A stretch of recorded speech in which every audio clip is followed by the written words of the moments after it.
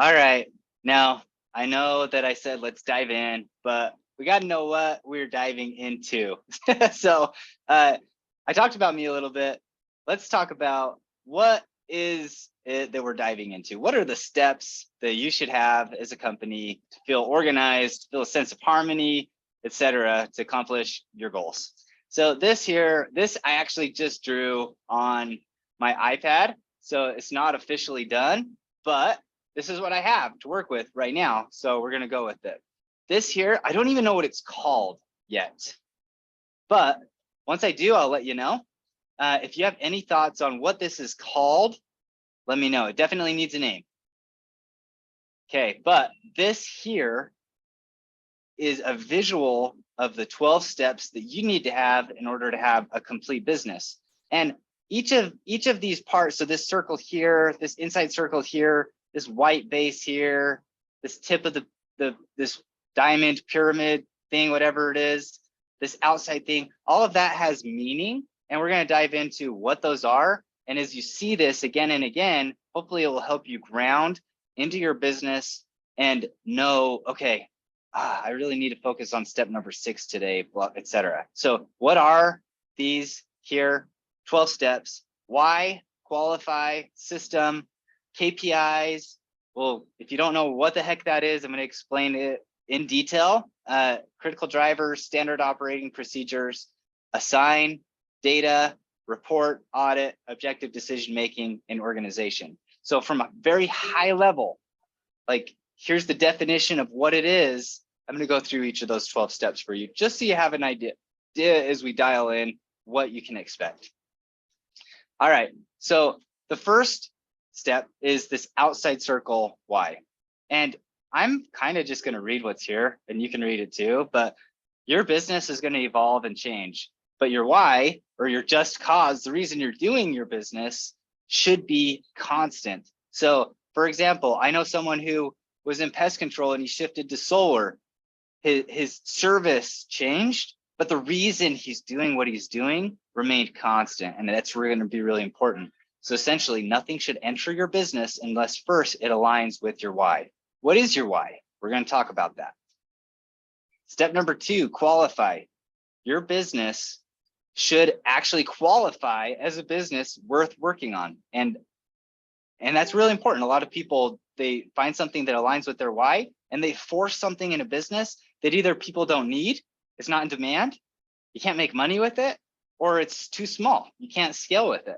So make sure it answers those 3 questions, and we're going to dive into that as well. This is probably one of the biggest homework sections of this 12-step process, is making sure that you understand the financials of determining, does this business qualify? So we're going to dive into that a little bit as well. Now we're going to dive into this black base right here. So this line across the middle is essentially what your business is composed of. So we're going to dial into your business by going down into the point here. And then eventually we're going to take a high level view of your business by going up. So this base here is your system. These are the components of your business that allow your business to operate. Here are a ton of examples, but these aren't all of the examples here. So your business will need an operating agreement. It'll need an entity to be formed. What type of entity, right? You'll need a phone number, maybe, company name, logo, domain. You'll need to know what services you're offering, what your pricing is, if you have an upselling system, you know, what type of texting campaign, etc. These are all the components in your business. This can seem super, super overwhelming. Don't worry about it. We're going to guide you through it step by step. But this is what this step is. It's simply determining, what do you need in your business? Don't worry about all of the hows, etc. How do I get it set up? How do I track it? That all comes later. First, let's figure out, what do you need in your business in order for it to work? Then once we know what you need in your business, then we go into your KPIs, key performance indicators. Basically a fancy way of saying, what are your goals? Specifically, what are your goals for each component? So if we go back, let's take fulfillment, for example. What are your goals with fulfillment? That is your KPI. So for each component of the system, answer what is the goal you want to be achieved as a result of doing this thing. KPI, the difference between KPI and goal, well, I guess really they're the same, but a good goal is going to have something that's tracked and you can be determined as achieved and not achieved objectively, meaning that data can determine whether it is achieved or not. And a KPI is going to be more than a pass fail. I did it, I didn't do it. It's going to be something that can be reported in form of a ratio, like a percentage, or I did, for example, 99 out of 150. 150 is the goal, 99 is what you achieved.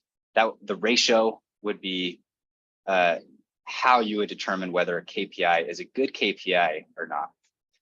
Next, we're going to go into the critical drivers. Critical drivers are the what's of the goals of your business. What needs to be done every day, every week, every month in order to achieve your goal. Critical drivers, really important.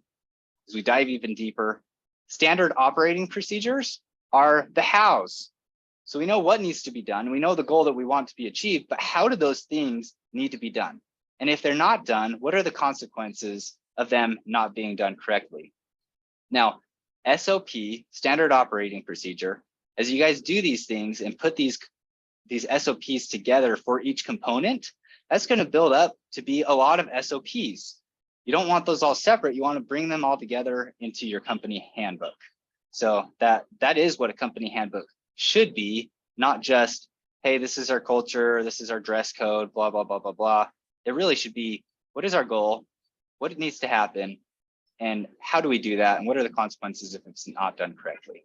So that's dialing into your business. Once we've dialed into your business, we have all of that documented. We know what it wants to look like. We may not know how we're going to do that yet. So let's go get an elevated view of your business. If I can go to the next slide, here we go. All right, so next step is assign. So now that we have all those components, we know what the goal is, how or what we want done, how we want it done. We need to assign someone to actually do that way. So either now you need to go through all those components and really determine, is this even being done at all? If it is being done, am I doing it? It's not bad if you're doing it. You need to be honest with yourself and determine if you are doing it. Better than doing it yourself is you delegate it. You have someone else do it, or you have another department do it, or you delegate it to a subcontractor or an agency. Someone else besides you is doing the work, but they're doing it the way that you want it to be done. Better than that is you automate it. You have some sort of system that is doing the work for you, always the same, always the way that you want it done. And there are some things in there like an operating agreement that once it's done, you're done, right? You've signed it. Maybe you just need to audit it once every year or once every quarter, whatever it is, but it's really completed. It's not an automated thing. It's something you don't worry about for a while. You need to review every once in a while. Once you have those assigned, now this is hard for a lot of companies to make sure that we're pulling the data in order to actually determine if the SOP is being, the standard operating procedure, the handbook is being done correctly, and if the KPIs or the goals are actually being achieved. It happens a lot in a business where, and it's happened in my businesses, where I'm paying a lot for leads. I know the leads are coming in, but my business isn't going anywhere. It's not going up or down. And so I try to dial in and I get stuck, right? I don't know of those leads, how many of them are converting into customers. I don't know how long it's taking to get a hold of those leads. I don't know how often we're tracking or contacting those leads, etc. This is the data that's necessary. There's so much data out there. We don't need to collect all of the data. We just need to make sure that the data is available for us to manage our SOPs. And what we don't want to do in our business is we don't want to say, oh, that's really, really hard to track. So instead, I'm going to track this instead, and I'm going to change my KPI so that it matches with the data. It aligns with the data that I can pull right now. That's backwards. And I see a lot of people do that. They use data first to determine their KPIs. We want to establish, what do we want? Even if we don't have the data to pull it, we know what our goals are. So determine that first. And then let's dig into the data, the systems to get the data that match our KPIs, not the other way around. All right, next is report. So this is, I'm a big believer in this. You don't want to be the guy who's dialing in, digging into all this data, compiling all the reports, et cetera. You've assigned someone and you've created a system to pull the data. Now you need to put those two together. Whoever you've assigned, whether it's a system or a person or an agency or subcontractor or you, whoever you've assigned, they need to utilize the data to put together a report to determine in ratio format whether the SOPs were done the right way. And if they weren't, if the consequences were followed, if the critical drivers were done correctly, and if the KPIs were met in ratio format, not simply just a pass fail. Talked about that a little bit. Now, here's really where you want to get to the top of this peak. And this is where you audit. So once those reports are all compiled, they're all sent up to you by whoever you've assigned using the systems that you've created to gather the data. Now you want to audit the report. It's so simple, you just audit, figure out if it's working. And if it's not working, what do? Then we go into this black part outside of this pyramid diamond thing here.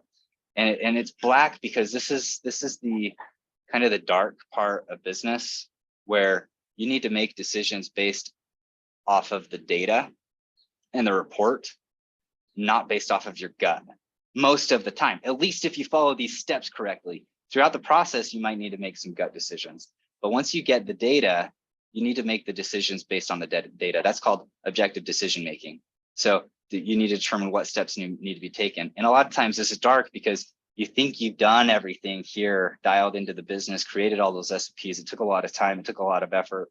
But if you invested $100,000 into a system that isn't working, it's not creating the KPIs that you need, and you continually tweaked the critical drivers and the SOPs and it's not working, you might need to just ditch that whole system and start all the way over. That's a really, really dark thing, but the data is telling you need to do it.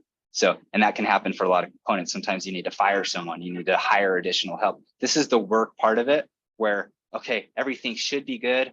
Okay, but we're not, we need to dive back in. That's this here. Next step is the organization.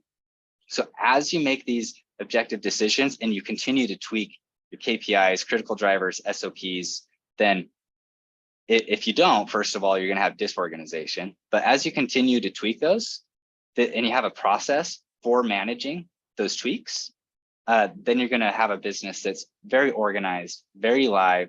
People can turn to, instead of calling you all the time, hey, Tyler, what's the rule here? What's the process here? It's like, hey, you know our process. We have a handbook for that. Go look it up. Well, last time I looked it up, you changed it 2 months ago and you didn't update it. Stuff like that is the issue. So make sure that as you're going in and changing things based off of your objective decision making, you're tweaking the SOP accordingly. Now, one thing, we'll talk about this later when we talk about objective decision making. I see business owners a lot of the time, based on the audit, they will just lower their KPIs to match what the data is telling them via the audit. If you have a goal that you want to achieve and you're not achieving the goal, you need to figure out what you need to do to achieve the goal, not just lower your standards, at least most of the time. Sometimes they're unrealistic. That's what we're here for. That's what the board is for. Go ahead and utilize that, get their feedback. Okay, last step. This isn't even a step. Those are the 12 steps. This is after all the steps are done and you continually bounce between the audit, objective decision making, and organization, tweaking the SOPs, et cetera. This is where you ultimately, as a CEO, want to be. You want to be in harmony where you're aligning your why and your cause with the system, and they're working so smoothly together. They're doing different things, but they're singing so well together that you sleep well at night. You feel that sense of peace. You feel that sense of excitement. You don't feel the anxiety that often comes from a business owner. This is my goal for you. This is an overview of what we're looking to do. Now we're going to dig in deeper detail into each of these steps. I'm going to dive into financials. I'm going to dive into HR protocol. I'm going to dive into all these different components. Buckle up. It's going to be a ride, but let's do it.